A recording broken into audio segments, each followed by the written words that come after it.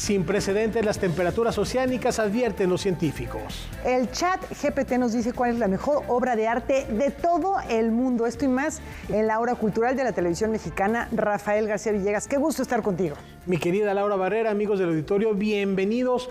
Hola, Laura Regis en la traducción de lengua de señas mexicana. Y sin más preámbulo, vamos a la información para hablar de este excepcional cronista. Efectivamente, porque sin la mirada y sensibilidad de este artista, sería imposible entender la Ciudad de México del siglo pasado, sobre todo la primera parte, ¿no? Creció en la vecindad La Candelaria de los Patos, en el centro de la ciudad, y desde muy joven, la vida lo puso a prueba. Héctor García quizá no tuvo la suerte de algunos. Vivió la pobreza, vagó por las calles y pasó por el reformatorio. Y ahí el director del reformatorio, cuando sale, le regala una cámara y ahí es como empieza a tomar fotos y ya tiene una educación más formal. Lo que sí tenía sin duda era un talento nato para manejar la cámara. Su sagacidad permitió que le encontrara el ángulo a la Ciudad de México y a las zonas rurales del país. Uno de sus maestros tiene la suerte de que Manuel Álvarez Bravo, que es, digamos, el fotógrafo más importante, diría yo, mexicano, que lo termina formando. Para dar cuenta de su legado, el Museo del Estanquillo presenta ¿Qué me ves, Héctor García, cronista de la lente? Una muestra curada por Rafael Barajas que se suma a la conmemoración del centenario de natalicio de Héctor García a celebrarse el próximo 23 de agosto. Estamos exhibiendo 230 imágenes. Principalmente son el acervo que tenemos aquí en las colecciones de Carlos Monsiváis. El maestro pues era uno de sus fotógrafos favoritos, lo admiraba mucho. De hecho, tuvieron una relación amistosa y de colaboración Monsiváis y Héctor García. Él es un cronista de la mirada, ¿no? Él nos regala fotografías que nos informan no solamente de los movimientos, acontecimientos importantes del país y principalmente de la ciudad, sino también de la vida cotidiana de sus barrios. Beatriz Sánchez Monsiváis y el propio Rafael Barajas han prestado algunos materiales para la muestra también. A lo largo de 12 núcleos conoceremos las causas y los temas que permean en la obra de García. Reconoceremos algunos rostros emblemáticos de las artes y la cultura, como el de la escritora y periodista Elena Poniatowska, el muralista David Alfaro Siqueiros y hasta el icónico Andy Warhol. Y tenemos aquí una muestra de sus fotoreportajes de movimientos sociales como el movimiento de los ferrocarrileros, el movimiento del 68, el terremoto de 1957 aquí en la Ciudad de México. Se acompañaba de intelectuales, de periodistas, de escritores y mientras él tomaba fotos, los demás tomaban apuntes. ¿Qué me ves, Héctor García, cronista de la lente? Se puede ver en el Museo del Estanquillo hasta el 24 de enero del 2024. Para Noticias 22, Rodrigo Peredo. El poeta y ensayista Fernando Fernández ingresó a la Academia Mexicana de la Lengua. El autor de Viaje alrededor de mi escritorio va a ocupar la silla 8 que perteneció al doctor Rui Pérez Tamayo. Con el toque de campana protocolario dio inicio en la Capilla Alfonsina la ceremonia de ingreso de Fernando Fernández a la Academia Mexicana de la Lengua. Su discurso de ingreso estuvo dedicado a uno de los literatos que más ha estudiado en su vida académica. Voy a dedicar mi discurso de ingreso, que se llama Gerardo Denis frente al lenguaje, a hacer un recuento de uno de los grandes poetas del exilio español en México, el único gran poeta del exilio español en México que todavía no tiene un gran libro, un estudio sobre su vida y sobre su obra. Entonces, en cierto sentido, es una suerte de adelanto de un gran libro, un libro voluminoso que espero entregar en las próximas semanas a alguna editorial para que aparezca. Fernando Fernández ocupará la silla número 8 de la Academia Mexicana de la Lengua, que anteriormente perteneció a Rui Pérez Tamayo. Este asiento también reviste particular importancia, pues Fernando Fernández continuará una tradición de alguna manera. Fue una silla, es una silla que fue ocupada por dos grandes personajes relacionados con López Velarde, que es uno de los grandes temas de mi interés. Núñez y Domínguez, que fue el director de la Revista de Revistas, en cuyos talleres se imprimió el primer libro de López Velarde, llamado La sangre devota, ocupó ya la silla octava. También la ocupó José Juan Tablada, pues que fue el primer gran poeta que reconoció a López Velarde como un igual. El discurso del doctor Fernández fue contestado por Alejandro Higashi. Fernando Fernández nos habla de las dos figuras centrales en su obra. Yo me he dedicado a dos grandes poetas mexicanos que están en polos opuestos, porque mientras López Velarde es un poeta central de la tradición mexicana, Gerardo Denis es uno de los más excéntricos, pero comparten no solamente la enorme dificultad, sino un género de acercamiento a la lengua y a la experiencia poética particularmente estimulante, particularmente rico para quienes nos dedicamos al estudio de la literatura. Noticias 22, Víctor Gaspar. Una gran felicitación, muy merecido, además una recomendación para que acudan al portal El Siglo en la Brisa, que pues es un blog que ha mantenido Fernando Fernández, doctor, académico ya ahora también, y en el cual habla básicamente de poesía, de libros, fotografías maravillosas, algunas piezas que son verdaderamente únicas y que nos presenta como lectores, y bueno, pues ojalá lo puedan buscar quienes no lo sigan. Con una referencia particular a los autores que ya habían referido. Efectivamente. Velarde y Denis. Hay que seguirlo y enhorabuena por este ingreso a la Academia Mexicana de la Lengua. Y cambiamos de tema, Laura. Efectivamente, porque reeditan la farmacopea mexica. Vamos a echar un vistazo a los conocimientos galenos ancestrales.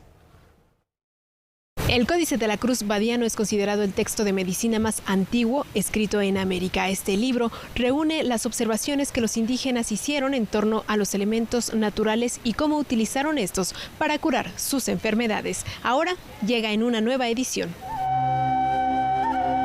La farmacopea mexicana más antigua que tenemos es un documento del siglo XVI y recopilaron en este libro, una gran cantidad de plantas medicinales que eran con las que se curaban los antiguos mexicanos. Este documento fue escrito en náhuatl por Martín de la Cruz y traducido al latín por Juan Badiano, ambos pertenecientes al Colegio de Santa Cruz Tlatelolco. Se piensa que los dibujos que lo integran fueron elaborados por tlacuilos de la misma dependencia. El manuscrito describe métodos de curación basados en el uso de la herbolaria indígena y a lo largo de 13 capítulos se pueden encontrar remedios para padecimientos de ojos, nariz, dientes, la limpieza de la sangre y la caspa. El libro fue realizado para el rey Carlos V en calidad de regalo. Y entonces se convierte en una pieza fundamental porque con este libro se juntan las dos maneras de percibir el mundo en la medicina, ¿no? La indígena americana y la forma europea. El códice fue elaborado durante la pandemia del siglo XVI. Después de permanecer resguardado en la Biblioteca del Vaticano, el Papa Juan Pablo II lo regresó a México y el original se encuentra custodiado por la Biblioteca Nacional de Antropología e Historia de Lina. La sociedad puede admirarlo de cerca a través de esta edición especial. El Códice de la Cruz Badiano es editado por la Facultad de Medicina de la UNAM. Con imágenes de Saúl Nieto y Juan Manuel Arcos, reportó Karen Rivera. Seguimos hablando de libros. Porque ahora el cine nacional pasa lista en la educación básica. Por primera vez en la educación básica se promueve el cine mexicano. Por años se ha hablado de la importancia del séptimo arte como herramienta educativa, de formación de públicos, de entretenimiento y como forjador de la identidad nacional. Ahora el libro Múltiples Lenguajes contiene cortometrajes que podrán disfrutar y analizar los estudiantes como parte de su formación académica. Lo que se busca es enriquecer la formación integral de los niños, también en áreas artísticas, y estimular su propia creatividad. Que eso, estoy convencida de que el acercamiento al arte pues, logra eso en los niños. Para acceder a ellos basta con escanear un código QR que te lleva directo a la plataforma de Filmin Latino. Ahí basta con dar play para disfrutar de la película. Los cortometrajes que se eligieron y que están ya en los libros de texto gratuito son cortometrajes, muchos de animación, hay también cortometrajes documentales y hay también cortometrajes de ficción. Todos los trabajos son estupendos, premiados internacionalmente. En animación podemos encontrar Con lluvia en los ojos de Rita Basulto, filmado con la técnica de stop motion. En documental destaca El buzo, la increíble historia de un hombre que se sumerge en el drenaje profundo para ganarse la vida. Y en ficción resalta Ramona, que reflexiona sobre la importancia de los adultos mayores, la última película en la que participó la gran actriz del cine mexicano, Columba Domínguez. Hay decisiones de absoluta pluralidad. O sea, se apostó por mostrar lo más diverso y lo más variado para que los niños accedan a todo lo que sea posible acceder. Como si fuese un catálogo de cine, cada página contiene una ficha técnica con el nombre de la película, del realizador, el año de producción y la duración.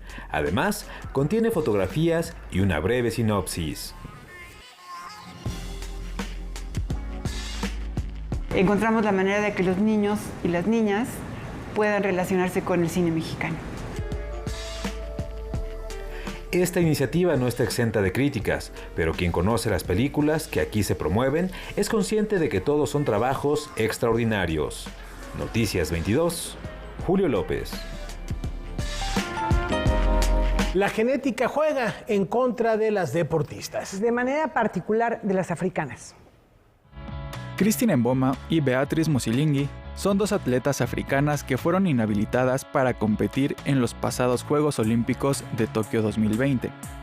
Esto debido a registrar altos niveles de testosterona en sus cuerpos.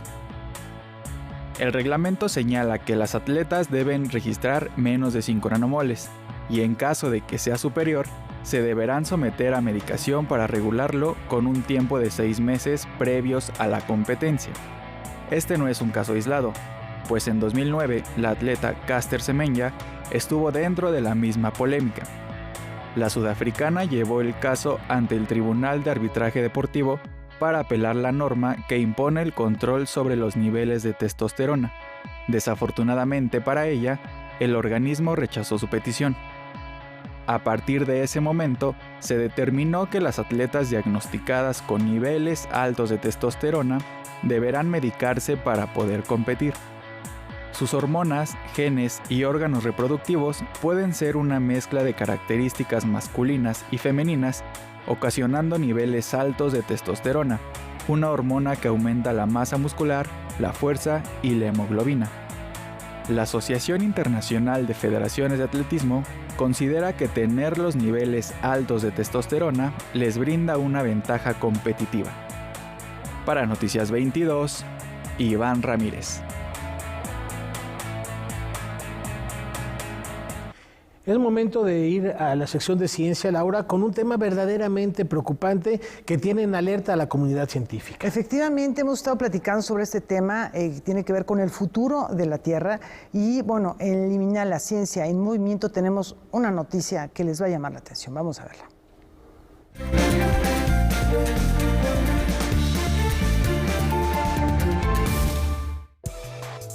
¿Qué tal? Qué gusto saludarlos en Liminal, la ciencia en movimiento. Los océanos del mundo alcanzaron el nivel más alto de temperatura de su superficie jamás registrada. 20.96 grados centígrados registró el Observatorio Europeo Copernicus en los primeros días de agosto. Un dato alarmante porque este aumento representa una amenaza directa para las formas de vida marina y porque estos ecosistemas modulan el cambio climático capturando el carbono generado por la actividad humana y producen la mitad del oxígeno del planeta. Vayamos al principio. Los océanos están presentes desde el origen de la Tierra hace aproximadamente 4.000 millones de años, tiempo que los ha consolidado como un refugio de extinciones. Pero, a pesar de su historia, en el mundo solo el 5% de los fondos marinos están explorados, y en México apenas se ha estudiado el 0.0001% de este ecosistema. Prácticamente nada. Lo que es una realidad es que entre más combustibles fósiles quemen los seres humanos, más exceso de calor será absorbido por estos ecosistemas. Con el cambio climático, el océano tropical es más ácido y tiene menos oxígeno. Por ese motivo, la Organización Meteorológica Mundial asegura que los efectos de las olas de calor marinas generan la migración de especies y las extinciones. Esto se traduce en que las partes más afectadas de los océanos pueden convertirse en extensiones de aguas vacías y también implica la llegada de especies invasoras a zonas de pesca, con consecuencia en la cría, el cultivo y la recolección de organismos acuáticos para consumo humano. En el siglo XXI, en el 2023, los océanos están sometidos a un estrés nunca antes visto en la historia de la humanidad. Alcanzan temperaturas de un jacuzzi y ahora tienen menos capacidad para absorber el dióxido de carbono, lo que puede acelerar el derretimiento de los glaciares. Investigadores aseguran que los 5 jinetes del apocalipsis que enfrentan los ecosistemas marinos son la pérdida de biodiversidad, la contaminación, la sobrepesca, la introducción de especies exóticas y el cambio climático. El récord de temperatura de la superficie de los océanos era de 20.95 grados centígrados, registrado en marzo de 2016. Y aunque esta zona continúa calentándose debido a las emisiones de gases de efecto invernadero, los científicos también investigan otras causas que influyen en este nuevo récord. Un motivo más para despertar conciencias y llamar a la acción. Hasta aquí la información, nos vemos en la próxima. Preocupante, alarmante, pero bien refiere Karen, despertar conciencias. Todavía estamos a tiempo de salvar el planeta y, por supuesto, todos desde nuestras trincheras contribuimos, pero sobre todo un llamado a las autoridades, a la iniciativa privada, a replantearse la manera de obtener energía para seguir produciendo. Y efectivamente todo lo que se está arrojando a la atmósfera tiene que ver con acuerdos comerciales, con los estados que participan en ellos y las empresas. Y bueno, vamos ahora a pues una efeméride cinematográfica, Rafa. Sí, con él hemos sobrevivido, junto con el pianista, hemos inclusive llegado a la 9ª puerta. A bailar con vampiros. Bailar con vampiros y conocer al papá del bebé de Rosemary.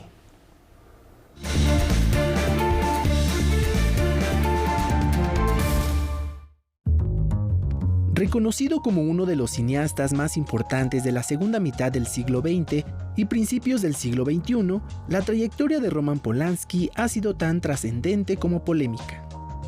Creador de una extensa filmografía en la que la ironía y la sátira tienen presencia muy marcada, comenzó a ver un futuro exitoso con su primer largometraje El cuchillo en el agua, para después llevar a la gran pantalla historias de intriga psicológica, parodias o adaptaciones literarias de época con aspectos autobiográficos, expresiones que lo llevaron a ganar el Oscar como mejor director por la cinta El pianista.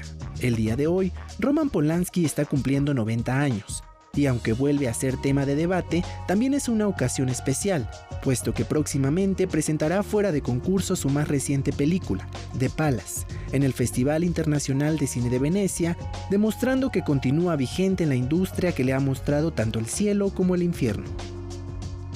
Noticias 22, Alfonso Popoca.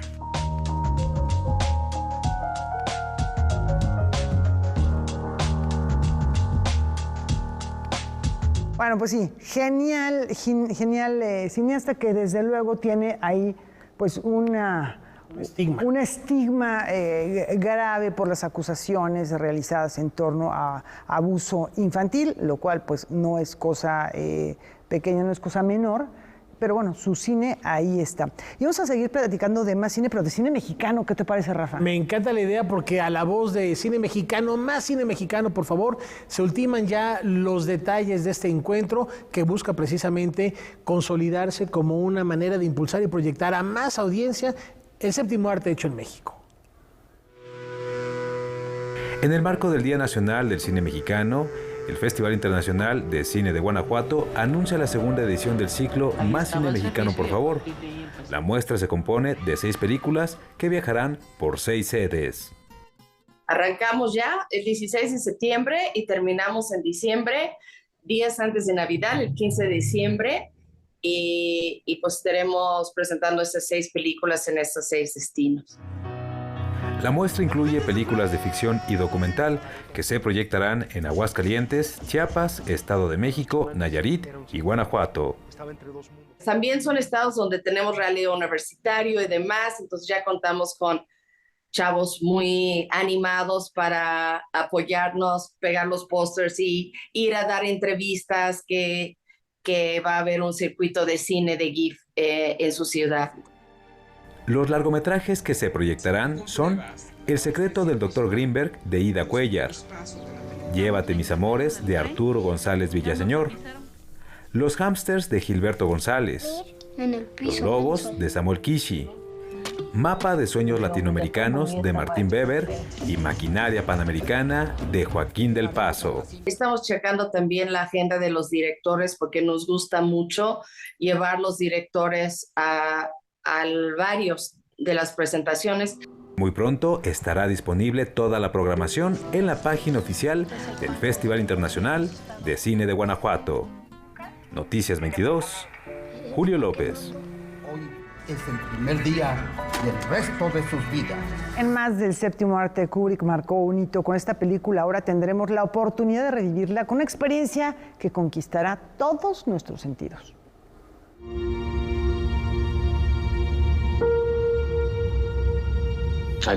2001, Odisea del Espacio, de Stanley Kubrick, se verá y se escuchará como pocas veces, pues la versión restaurada de este emblemático filme será proyectada en 4K y musicalizada en vivo por la Orquesta Filarmónica de la Ciudad de México en el Auditorio Nacional. Yo creo que vivir la experiencia de Odisea en el espacio de Kubrick con música en vivo, con esta producción, va a ser histórico en América Latina y una de las producciones más grandes y más importantes de esta versión en el mundo. Este cineconcierto forma parte de los festejos por el 45 aniversario de la Orquesta Filarmónica de la Ciudad de México, que además estará acompañada por el ensamble coral Huicatl de Rodrigo Cadet. What are you talking about, Hal? This conversation can serve no purpose anymore. Y algo que es bien importante, se ha presentado como en 30 otras ciudades, ahora se va a presentar por primera vez en América Latina, pero el director que viene a dirigir esto, el director de orquesta, se llama Brad Lupman, que es uno de los mejores directores de música contemporánea actualmente. Este espectáculo es presentado por Warner Bros., SoftBank Center de Londres y British Film Institute, en colaboración con la Secretaría de Cultura de la Ciudad de México. Y es un año de, pues, negociar los derechos con Warner Brothers, con SoftBank. Ellos revisan qué orquesta es, no te permiten que lo presenten ni cualquier orquesta, ni cualquier coro, ni en cualquier infraestructura. Entonces, las negociaciones técnicas y de la calidad artística son complejas. 2001, Odisea del Espacio, ganadora de un premio Oscar a mejores efectos visuales en 1968, se presentará en el Auditorio Nacional el próximo 10 de septiembre. Noticias 22, Julio López. Además de sobra mencionar, Laura, la extraordinaria banda sonora que eligió Kubrick para esta cinta, donde encontramos a Giorgio Ligeti, a Richard Strauss, a Johann Strauss, inclusive a David Bowie en algún momento. Es una manera de amalgamar la imagen con el sonido espectacular, con obras consagradas ya en la memoria universal. Y bueno, hablas de la música, la parte literaria también es muy importante en esta obra. Está basada en una novela, en un cuento más bien de Arthur C. Clarke, con el cual coescribió el guión, y es una obra que efectivamente está ambientada en un mundo futurista. Sin embargo, los temas que trata son temas de la vida humana, habla acerca de no solamente el futuro, sino de la civilización misma, del sentido de la existencia humana, de las relaciones de la sociedad, de las tensiones que se gestan en ella, más allá de todo esto, ¿no? Más allá de un planteamiento acerca de, pues, esta piedra que emite unas señales que parecen venir de otra civilización, la posibilidad del otro, no solamente del extraterrestre, sino del otro humano. Entonces, bueno, son temas de una enorme profundidad. Y de la máquina, ya están las inteligencias artificiales ahí con el HAL, que Eres el antecedente inmediato en el cine del chat GPT. Ahí está la computadora HAL también interviniendo en el desarrollo de la investigación del ser humano, fascinante. Y como una provocación a quienes vieron la película Barbie, al principio de la película hay un homenaje precisamente a 2001, Odisea del espacio de Stanley Kubrick. Es una buena provocación porque yo no la he visto y la voy a buscar, ¿eh? Esa escena inicial es un gran homenaje y bueno, 2001 es una película imperdible y ahora con música en vivo aún más. Vale mucho la pena acercarse a estas obras clásicas, canónicas del cine universal. Y la invitación también, como cada semana, es a seguir Noticias 22 en nuestras redes sociales. Preparen su escáner de códigos QR y vean a continuación parte de los contenidos que pueden disfrutar en estas plataformas. ¿Te gusta la poesía? Pues ese es el lugar indicado, en el Museo Casa López Velarde.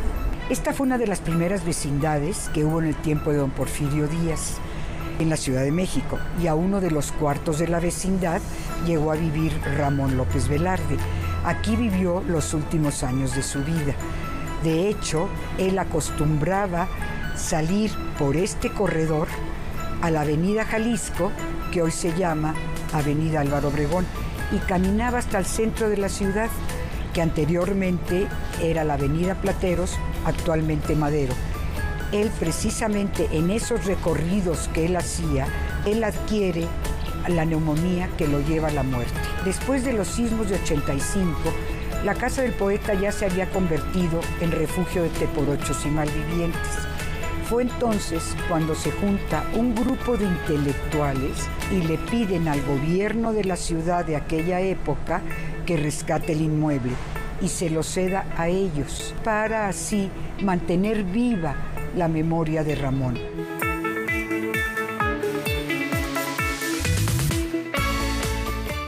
La música es el pilar de esta fiesta cultural que nos invita a volver la mirada a tierras coreanas. El K-pop es un fenómeno que está revolucionando al mundo. México no se podía quedar atrás y este fin de semana se estará realizando el primer Camp Fest con una alineación de 17 grupos de música coreana.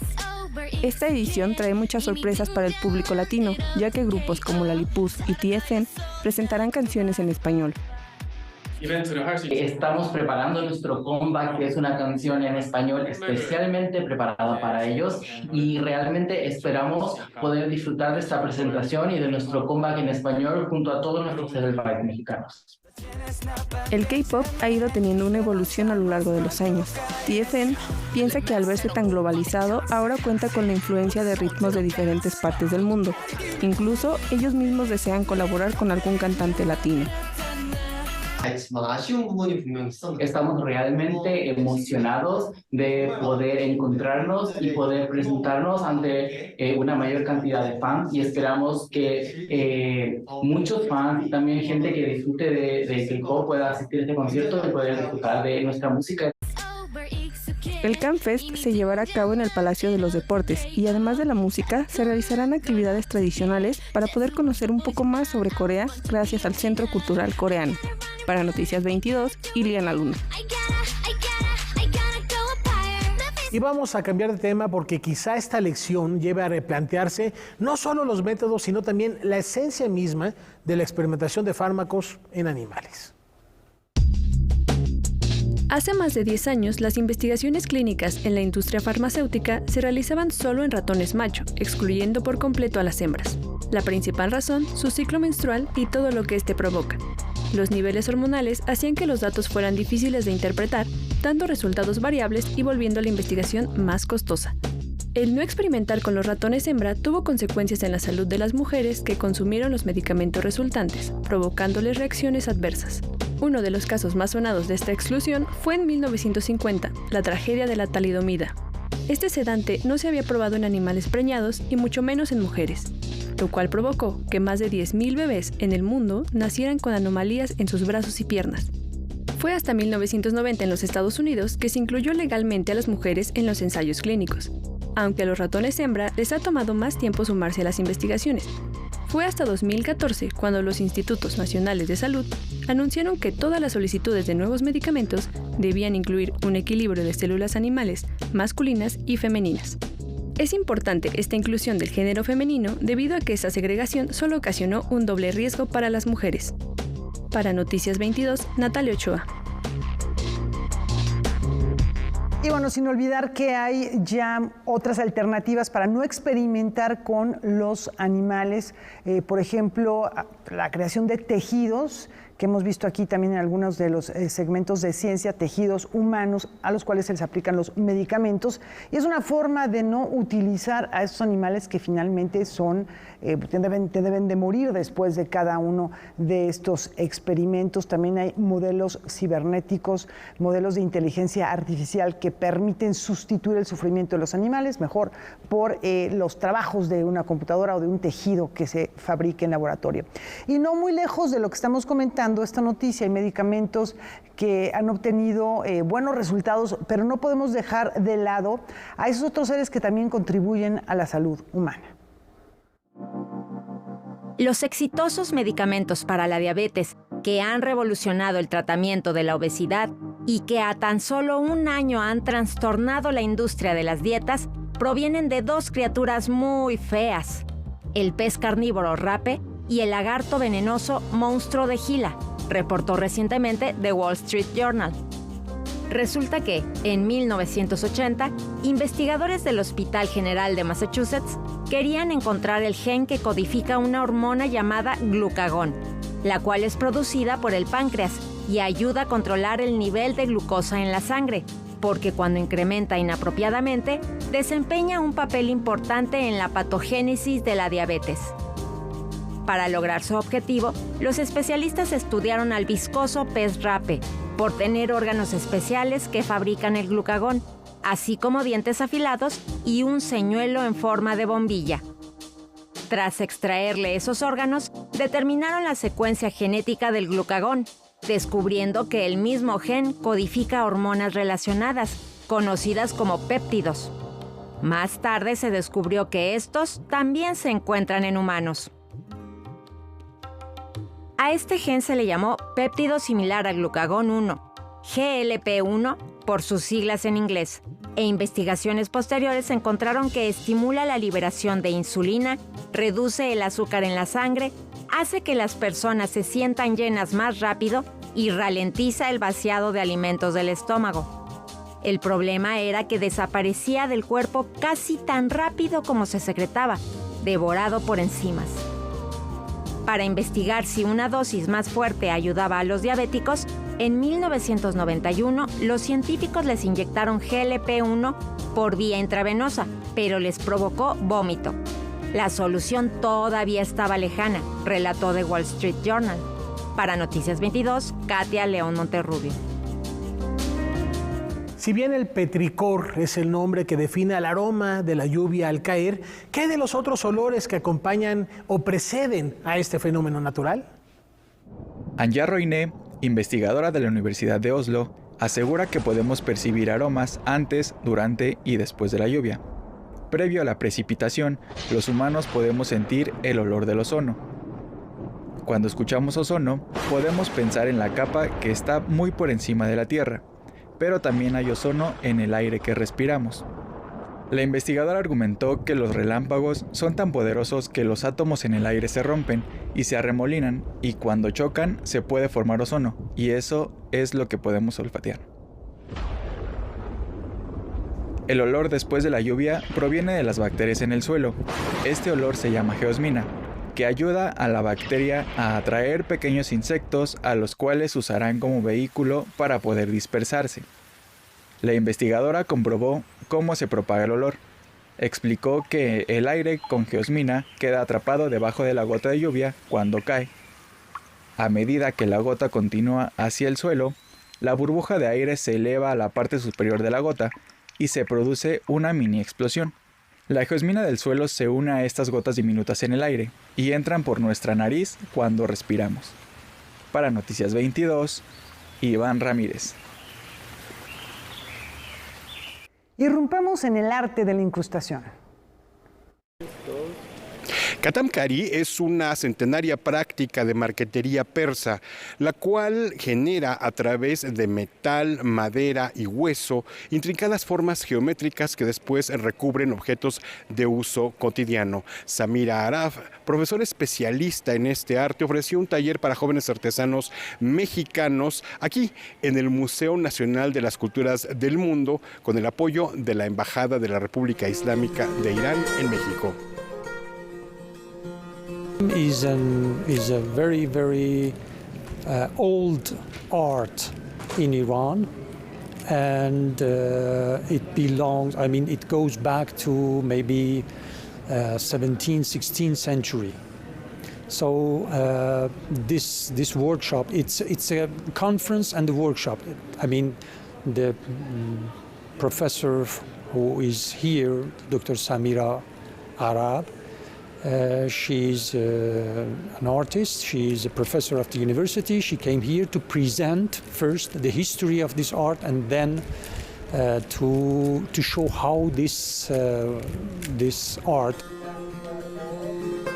Existen formas de katam en Egipto, Irak e India. Este arte se funda en la básica figura geométrica de un triángulo para construir figuras. Un triángulo que el embajador de Irán en México describe como una semilla a través de la cual nace un universo. The most ancient khatam, which is registered and it is dated, is a kind of book stand which is now in Metropolitan Museum. It goes back to maybe 800 years ago, and it is dated. And now it is in the Metropolitan of New York. En Irán, señala el diplomático, existen iniciativas para preservar este arte a través de cursos de diferentes grados, en universidades, en talleres privados y complementando la tradicional transmisión de este oficio en talleres familiares. We have two cities very famous for this art. One is Isfahan and the other is Shiraz. Now they are working on this. And as I said, that in the university there are courses of teaching this art to the students at the level of master and even doctorate, because now she is, Dr. Samira Arab, now she by herself, she is teaching at the university and she is a researcher. Noticias 22, Víctor Gaspar.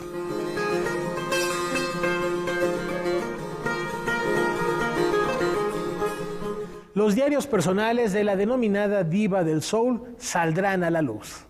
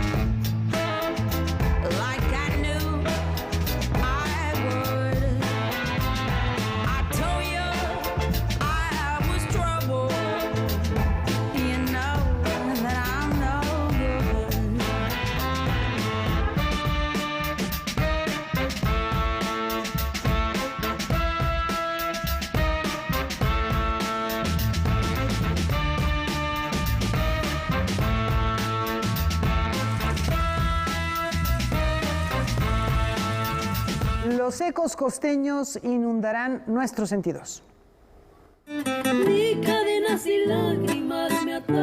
Para las hermanas García, el bolero es vida, amor y sobre todo, poesía. Y la chilena es total festividad.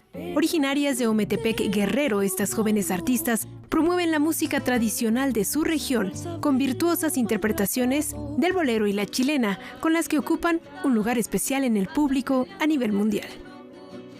Sí, da paz, sí, da tranquilidad A lo último, si te rompen el corazón, recurres al bolero. Y si estás muy enamorado, recurres al bolero. Entonces, siento que es como el lugar seguro de cualquier persona. Al cantar, llegar a un escenario, cantar una chilena inmediatamente, la gente se emociona mucho. Y eso también nos contagia a nosotras, entonces nosotras damos todo en el público. Con millones de escuchas en plataformas digitales, las hermanas García dan vida a los boleros clásicos de la década de los 40, 50 y 60, al margen de la música comercial, con el objetivo de despertar en los jóvenes el interés por estos sonidos. Obtuvieron el segundo lugar como artista revelación en los Lucas Awards, los premios más importantes para la música latina en Gran Bretaña, por debajo de Bad Bunny. Sí, fue demasiado raro como que ver que estábamos en la lista compitiendo contra él, pero fue muchísimo más raro que según las estadísticas que nos pasaron, obtuvimos el segundo lugar. Respetamos de cualquier género musical, cualquier cosa en la que todos se puedan expresar, pero sí, por lo menos yo prefiero que las canciones me digan algo y me dejen algo especial y bonito. El dueto musical con raíces amuzgas afromexicanas ofrecerá un concierto en el Museo Nacional de Culturas Populares en el que aseguran el baile, la alegría, la tristeza y el disfrute con canciones como Que sepan todos, La consejera, Sabor a mí y su nuevo sencillo titulado Desesperanza. Va a ser un repertorio muy bueno, va a haber boleros de artistas costeños como Álvaro Carrillo, que es de la costa de Oaxaca, y Costa Chica, que es de donde somos nosotros, como Indalecio Ramírez. Sí. Yo prefiero que estén al pendiente, ¿no?, de nuestra página de Facebook, que es con las hermanas García, Boleros de la Costa Chica. Y vayan a vernos este 20 de agosto, este domingo, a las 12 del día en el Museo Nacional de Culturas Populares, en Coyoacán. En Coyoacán. Va a estar padre, va a haber boleros. Boleros, chilenas, se van a divertir, no se van a arrepentir. Noticias 22, Karen Rivera. Y como ya es costumbre, cada viernes les vamos dando algunos tips para ir agendando la semana en completa, porque esta de manera particular tiene que ver con algo que va a suceder el próximo jueves.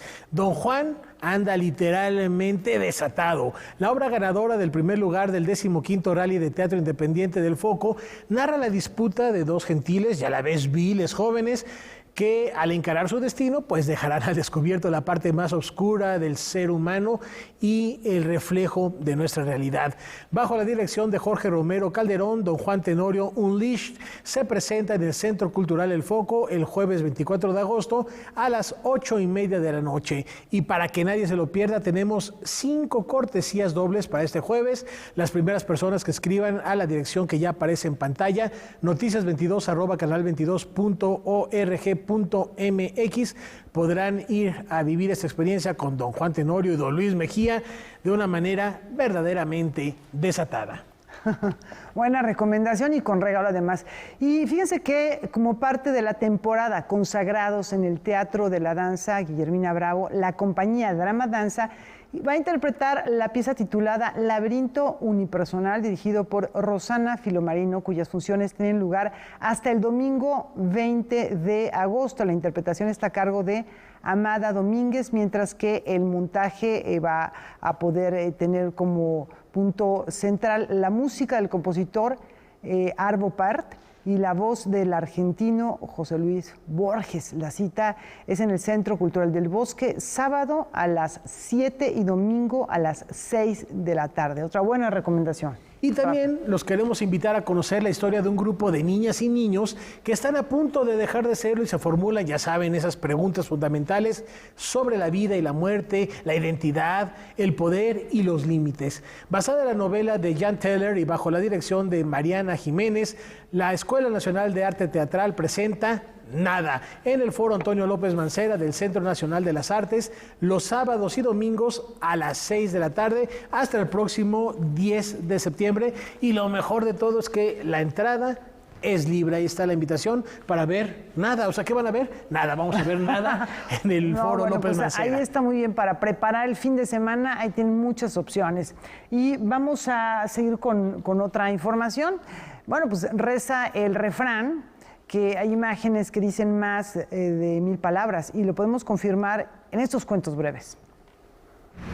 El poeta de la lente Manuel Álvarez Bravo retrató a México como pocos saben hacerlo. Han pasado 21 años desde su partida y el Museo de Arte Moderno recuerda con una exposición su manera tan particular de contar cuentos breves a través de la imagen. La exposición se llama Manuel Álvarez Bravo, Cuentos Breves, y es una revisión del acervo de la obra de Manuel Álvarez Bravo que tenemos la fortuna de resguardar en el Museo de Arte Moderno. Y siempre ha habido un compromiso por seguir, por hacer un estudio de investigación continua de este legado. 23 piezas dan cuenta de historias espontáneas y hasta cierto punto extrañas, siempre con el toque de humor negro, el absurdo y la ironía del artista.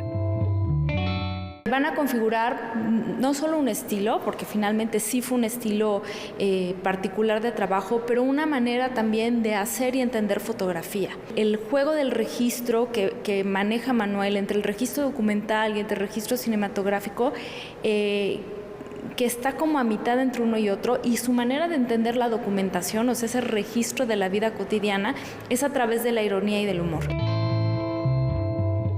A decir de Brenda Judith Caro Cocotle, la obra de Álvarez Bravo es tan vasta que con el acervo que posee el Imbal se puede abordar desde una infinidad de aristas. Podríamos abordarlo desde su propuesta técnica, se puede abordar desde la forma en cómo él elabora un acercamiento al paisaje o cómo maneja o renueva lo que son géneros como el desnudo o el retrato, por citar nada más algunos elementos. Porque bueno, la obra de don Manuel, aunque pareciera que la conocemos, en realidad siempre nos descubre algo nuevo. No se pierdan la gran oportunidad de ver a través de la lente de Manuel Álvarez Bravo. La muestra se puede visitar en la Galería Manuel Álvarez Bravo del Museo de Arte Moderno hasta el 5 de noviembre. Con imágenes de Daniel Rodríguez y Baldomero Ochoa, reportó para Noticias 22, Rodrigo Peredo. Y si quieren conocer no solo una parte, la historia misma en esencia de nuestro himno nacional, esto les interesa. Además de formar grandes instrumentistas, el Conservatorio Nacional de Música resguarda documentos destacados, como la partitura del himno nacional más antigua del país.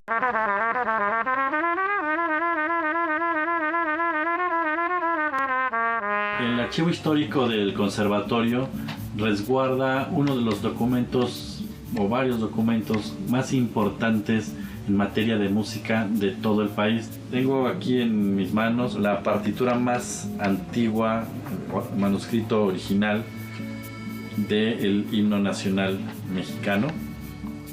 Es una partitura muy bien escrita, parece como si estuviera hecha por imprenta. La letra es muy clara, viene toda la instrumentación de la orquesta. Sobre todo aquí se puede cotejar la veracidad de cualquier partitura que esté ya editada, ya publicada, que esté en la tonalidad original, y cualquier referencia, ya sea para fines históricos o para fines prácticos, se puede cotejar con este documento histórico. Portada, pues el crédito a los autores, a Jaime Nuno y a Francisco González Bocanegra, y data de 1890. Bueno, muy interesante esta convocatoria que surge en el gobierno de Antonio López de Santana. Sí. Hubo 12 finalistas, por ahí hay una publicación y en alguna ocasión se interpretaron las 12 piezas que existen a propósito del himno nacional que compitieron, en la cual, como ya podemos apreciar y se conserva ahí en el, valga la redundancia, en el conservatorio, la de Jaime Nuno. Efectivamente, y bueno, pues hubo muchos participantes, algunas piezas eran menos bélicas, otras tenían similitudes con obras de otros países, así que bueno, pues finalmente nosotros siempre hemos considerado que nuestro himno es el mejor, ¿verdad? Definitivamente. Sin lugar a dudas. Una investigación muy interesante de Víctor Peña con libro y partituras que rescata precisamente la historia de esos 12 finalistas del himno nacional mexicano. Bueno, pues disfruten su fin de semana. Tenemos algunas otras recomendaciones, ¿no? Aprovechen su agenda. Muchas gracias y hasta el lunes. Buenas noches.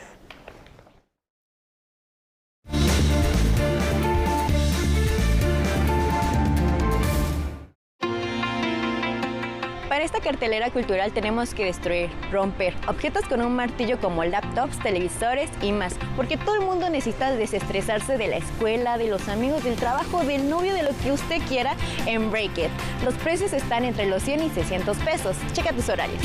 Si eres amante del anime, el arte japonés, no te puedes perder este fin de semana el Festival de Verano Natsumatsuri en Álvaro Obregón 144. Este evento está organizado por la Asociación Mexicana Japonesa. Habrá comida, sake y más en este evento, no te lo puedes perder. Y lo mejor es que solo cuesta 50 pesitos. También habrá una pasarela de cosplay. Adquiere tus boletos en la Asociación México-Japonesa. Ya son las últimas fechas de la 9ª Fiesta de Culturas Indígenas, Pueblos y Barrios Originarios de la Ciudad de México. Un punto de encuentro para conocer las expresiones artísticas, prácticas artesanales y saberes de los pueblos y barrios originarios y comunidades indígenas que habitan en la capital del país. En el Zócalo capitalino este fin de semana no te lo pierdas. Ven al Museo Modo, en donde podrás ver a un artista y publicista que hace algunos meses partió de este plano terrenal, Gonzalo Tassier. El artista trabajó con grandes firmas como Chrysler, Campbell's, Gerber, American Airlines. Hasta el 27 de agosto es entrada libre. Vámonos, que ya es viernes.